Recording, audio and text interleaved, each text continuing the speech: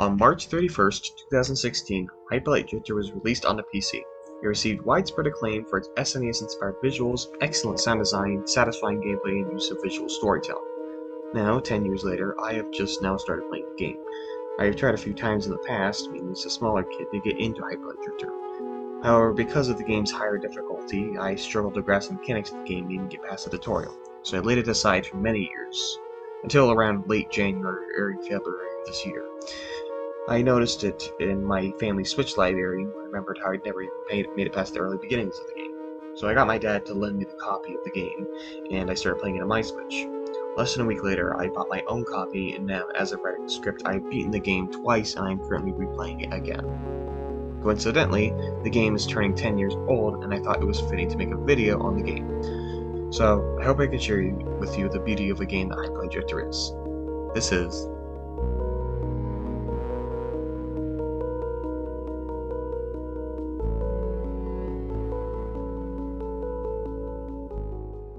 Hyperlight Drifter started out as a simple idea, mostly in the doodles and art projects by Alex Preston, an animator with a congenital heart disease. Alex, wanting to express his fragility and numerous near-death experiences due to his condition, decided to start conceptualizing what would eventually become Hyperlight Drifter.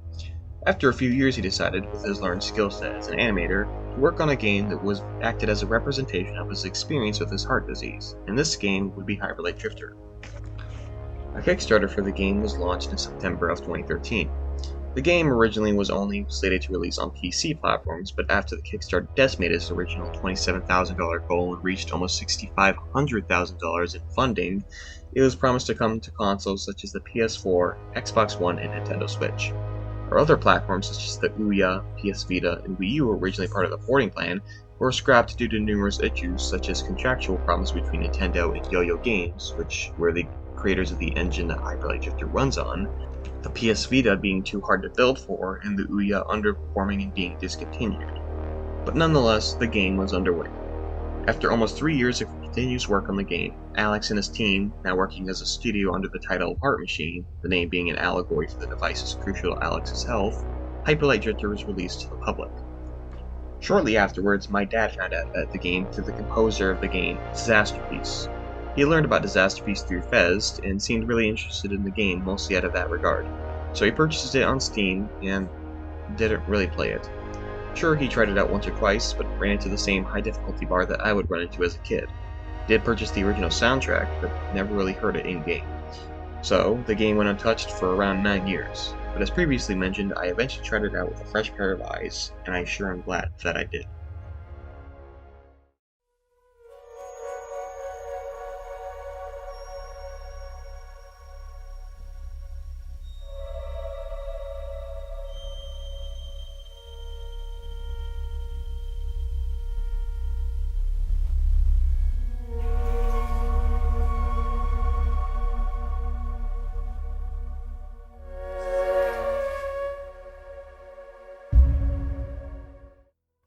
The game starts with a cutscene providing exposition for the game. It is here that we are introduced to a myriad of characters, starting with a godlike entity that takes the form of a dog. We will call him Anubis. It's clear that Anubis is of major importance to the story, given his prominence in the cutscene and the symbolism surrounding him. After some sort of cataclysmic event surrounding him, the world falls into disorder and corruption, and this is where we are introduced to the main protagonist of the game, the Drifter. It becomes immediately apparent that the Drifter is suffering from some sort of terminal illness as he coughs up blood shortly afterwards. This blood then morphs into the main antagonist of the game, Judgement. Judgement will continue to haunt the Drifter throughout the game, and represents the looming threat of death over the Drifter's head. After escaping from Judgement, the Drifter attempts to face the giant titans now roaming the world, but he needs not even raise a sword, as the titans, as quickly as they appeared, perish from a similar illness that the Drifter suffers from. After this happens, Anubis appears before the Drifter, and beckons him into a mysterious doorway. This room contains the so-called Immortal Cell, which seems to be the objective of the Drifter's quest. But as soon as the Drifter reaches for it, it's revealed that the Immortal Cell has been corrupted. And quickly afterwards, the Drifter is swallowed by darkness. Before we get back to the Drifter, let's summarize the opening cutscene. Anubis, a godlike entity, is shown to have major importance in the story through the statues of him, the Diamond Halo, and his connections to the Immortal Cell. Some sort of event related to him caused the world to fall into chaos and corruption. This immortal cell is seemingly infected by Judgement, and this infection seems to have spread throughout the lands, poisoning people, including the protagonist, the Drifter. Now that we have a basis on what the hell happened to the world and what the Drifter wants to achieve, we can now start taking a look at the game itself. The Drifter awakens beneath a dog statue by a campfire. This is where the game really begins. Of course, we get a simple tutorial teaching the player how to do things like dash, restore health, use a gun, and interact with things. After being traded to a gorgeous wide shot of the environment and what appears to be a city in the distance, we get our first close-up encounter of Judgement, causing the Drifter to pass out. Not too long afterwards, we see a new character that saves the Drifter and brings him to the aforementioned city. This character is known simply as the Guardian. You'll see him throughout the game, mostly after you arrive in a new zone. He seems to suffer from the same illness that the Drifter suffers from and is glad to give you the location of 4 modules in the region. We'll get to what modules are in a second. First, let's go over the main hub of the game in the aforementioned city. In the city, you can purchase upgrades using gear bits. Gear bits are little yellow squares you can find throughout the world. The upgrades that you pick can either relate to your sword, dash, gun, grenade, or medkit storage. What you pick is largely up to choice, so I won't make any suggestions to purchase besides from getting something like chain dash. It's required to find some secrets that can give you more gear bits or gear, and makes traversal overall easier. Finally, before we go on to one of the zones, let's discuss your arsenal. The cornerstone of your toolset is the hard light sword. This is what the Drifter wields to cut down his enemies and serves pretty damn well as a melee. Next, the Drifter has access to 2 guns of his choice, assuming you found at least 2. These guns do not have a traditional ammo system, and must be recharged by slashing breakable objects and enemies. Finally, you can unlock a grenade for 2 gearbox points. This is the only weapon that can be purchased and stays on the cooldown after you use it. Now that you've seen the center of the map, let's move on to the zones. There are 4 zones, and each module contains 8 zones and a boss. You need to beat the zone's boss and collect at least 4 modules to complete a zone. Each zone has a unique message, theme, and aesthetic to it. Without any further stops, let's first delve into the Eastern Zone. The Eastern Zone, at first glance, is a serene and calming ruin that floats atop a lake. But this all changes whenever you encounter the first enemies in the area, the Toads. In their introductory cutscene, one can be seen dragging a body to a body pile that they presumably created, along with seeing numerous heads on pikes. It's clear that something horrible has happened here. These Toads adorn ninja-esque clothing and throw shurikens at you. After fighting right through the Toads, you encounter the next enemy, the plant beasts, along with smaller plant beastlings. The plant beasts throw themselves at you, doing 2 damage and knocking you off your feet, as well as making you incredibly vulnerable to any other kind of attack. And the beastlings are less dangerous, die in a single hit, but explode upon death. So once you kill it, you have to quickly back away before it detonates. Finally, the last unique enemy for this area is the Potion Toads, which throw glasses that break into 5 projectiles at you. After you reach the warp pad for this area, you make your way inside the building and learn the full backstory of what happened in the zone. It's revealed that the Toads started hunting otter people, either enslaving them or just killing them and using their pelts or fabric. This otter tells the backstory that seems to be one of the few survivors of this genocide. It becomes clear that the disaster of the Eastern Zone was caused by the Toads' scramble for power. With that in mind, we face the boss of the Eastern region, the Emperor. This giant toad is actually easier to kill than he looks. His 3 main attacks are throwing fire glasses, slamming the ground, and jumping around. Hell, if you can damage him enough in a short amount of time, he'll trip and leave himself vulnerable, letting you do massive damage to him before he gets back up. Ultimately, the Emperor dies of his gut exploding. We can now consider the Eastern Zone completed. Moving on to the Western Zone, it comes with a mood of dismay. Giant green crystals populate the region, and sometimes you can find people inside of the crystals. In comparison to the Titanic skeleton found drowned in the lake in the Eastern Zone, the bones you find here are covered in crystals, which suggests that the crystals were created as a way to stop the Titan of the region. This is further confirmed after you talk to a passive raccoon raised by a fire, who was previously frozen in a crystal while fighting against the Titan. Unlike the Eastern Zone, the Western is more of a reminder of the past. This is seen of the enemies we encounter here, the raccoon soldiers. These guys have the abilities to dash back and swing forward, giving them a lot of range that other enemies do not. The raccoon gunners do not possess the same kind of ability and are a bit less dangerous. More than likely, you run into also the hounds here for the first time. These guys jump at you and have a lot of range, making them really hard to deal with. The main boss of the area is called the Hanged Man, or the Last General. depending on whether you're going off a steam trading card or the track that plays during the fight. He has 4 main attacks: a 2-sword slash that involves him leaping between the slashes and gets upgraded to a 3-sword slash after he reaches half health, a slam attack that sends out crystals that hurts the drifter if he's in the radius, shooting his gun at you 3 times, and finally summoning a raccoon soldier to fight alongside him. Once you defeat him, he becomes encased in crystals in an effort to preserve what is left, but ultimately is cut in 2. Now the western zone is done. We can move on to the next. The northern zone is located within high-reaching mountains and echoes a theme of solace and religion. As you ascend higher upwards, snow begins to fall and blanket the rocky terrain. After climbing high enough, we can see the Titan of this region, covered in snow. It's evident that this one froze to death. There is no fighting needed, similarly to the eastern zone. The main race that populates this place are the bird people. After talking to one on an isolated cliff, it's shown that there was once a peaceful and benevolent religion, where the older members cared for the young. But one day, a more violent and aggressive cult came in and burned everything down. This cult of birds serves as the main enemies of the area. The divers can only be hit during their dive and die in hits. Wizards shoot beams of magic at you, and the mages shoot homing projectiles at you. These enemies here represent the zealous nature of the mountains, and turn your religion solely for selfish purposes, not out of actual belief. With that, we reach the boss of the region, the Hierophant. He wields a staff that he uses for magic. His main attack is summoning out a trail of magic that follows you, and if you get too close, he summons one of 2 patterns of magic which get upgraded whenever he reaches half health.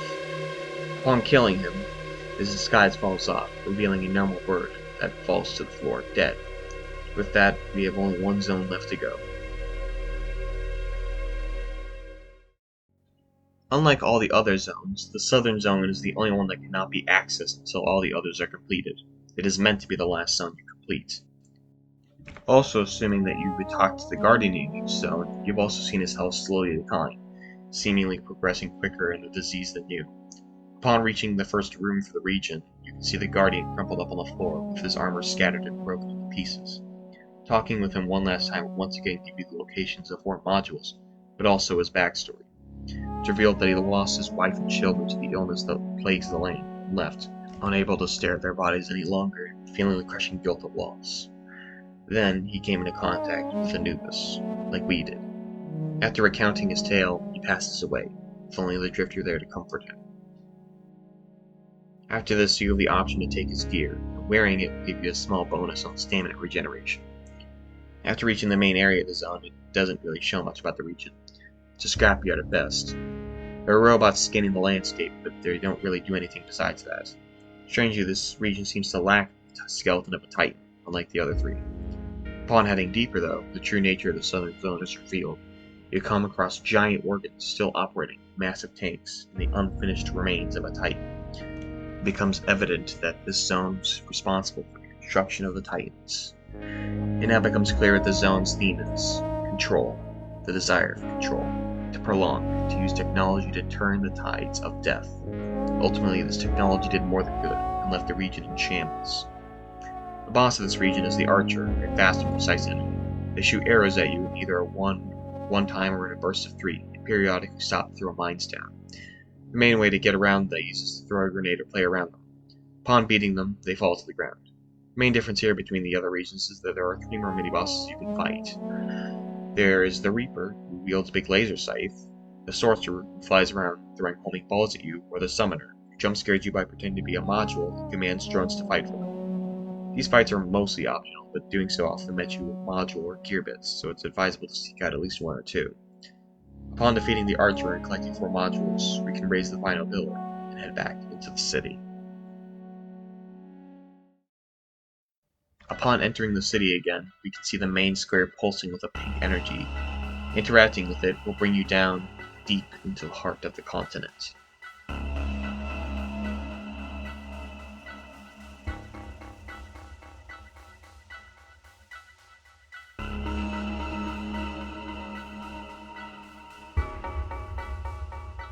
Teeming with unknown and unfamiliar technology, it serves as the culmination of everything we've experienced thus far. As you descend deeper into the cavern, you eventually reach the corrupted immortal cell. Upon opening its chamber, you see it covered in strings of corruption stretching out like vines. Then your vision darkens, and finally, face to face with Judgment. Throughout the game, Judgment has mostly remained in the background, only showing up to paint a grotesque fate for the Drifter now and then. Now, Judgment reveals their true place atop the throne as a primary antagonist for the game. This fight is the final hurdle you must do to overcome in your journey. Judgment's first main attack is to dash into a wall. They do up to 3 depending on their health. Then their second attack has them shooting out rings of projectiles and firing a laser at the Drifter. Finally, their third attack has them disappear, summon 4 diamonds that can be destroyed, and reappear, slamming the floor and causing any undestroyed diamonds to shatter to a massive area of damage. Eventually, after doing enough damage, Judgment will fall to the floor, but they aren't down for the count just yet. After attacking them one more time, Drifter will cut them up and stab his sword into Judgment's head. Then it's revealed that the Drifter stabbed the immortal Cell instead.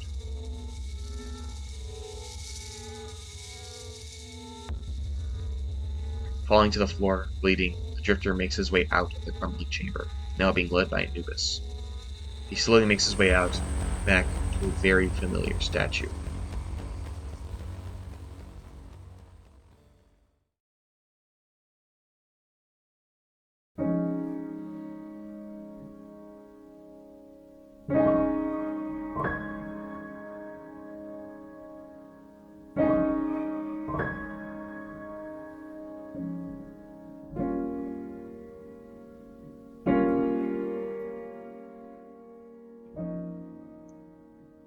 The door to Anubis' realm is now closed as a result of the immortal Cell crumbling. This was Anubis' real goal all along, to leave, to sever the connection between his world and ours. As a result, the evil and corruption that plagued the world has now disappeared. The Drifter is seen once again in the body of water which he stood before, now clean and blue. As he looks around once again, he begins to bleed. The last vision he's treated to before he dies is one of clear skies and pure ocean.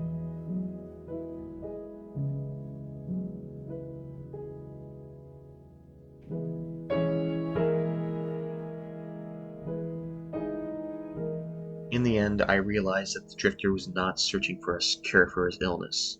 He was searching for acceptance. The immortal Cell did not represent the cure, but rather a twisted desire to hold on to life. Exploring each of the zones showed him the dangers of excess and coping, in each unique way. Judgment was killed by the Drifter, as he no longer feared death. And at the end of it all, he accepts it with grace. Hyperlight Drifter is ultimately a story of finality and death. The path you must take to accept death. To realize that you cannot overpower death, circumvent death, wait out death, or control it. To learn to accept death. To go peacefully into the night.